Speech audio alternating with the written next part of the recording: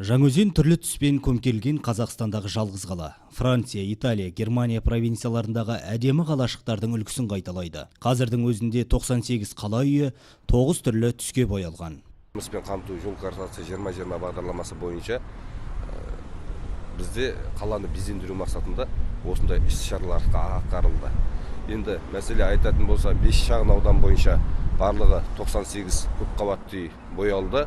Ең басты мақсатымыз безендіру болып табылады. Көркімен көз тойдыратын Жаңаөзенде бұл бастама 2013 жылы қолға алынған. Алайда тұрғындар пікірі екіге жарылып отыр. Олардың бір қатары бұл өзгерісті қолдаса, кейбірі келіспейтінін айтты. Түс беру ол адамның енді психологиялық тұрғыда да бір көңіл күйіне көтеруге бір несіне жақсы ғой, жан-жағының бір жарқырап тұрғаны бәрі де. Менің ойымша керемет, мен өзіме ұнайды.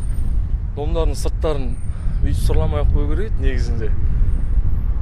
Домның сырттары, мысалы, маталы үйі бар, өзен маяк зданиясы бар, мысалы, сондай қоршақ болған жақсы болады Жаңаөзен. Мынау түске мен енді маған ұнамайды бір сөзбен. Жаңаөзен қаласы қазақы нақышқа толы. Тайқазан, торсық, барыс, асығың алшысынан түссін. Домбыра композициялық мүсіндері қаланың шырайын ашып тұр. Сондай-ақ күннен қуат алатын шамдармен қоса орнатылған 300-ден астам шам көздің жауын алады. Айта кетейік, мұндай жарық шамдар Қазақстанның басқа қалаларында кездесе бермейді. Талғат Сатыбалды, Бақытжан Бекмағамбетов, Айнақпарат.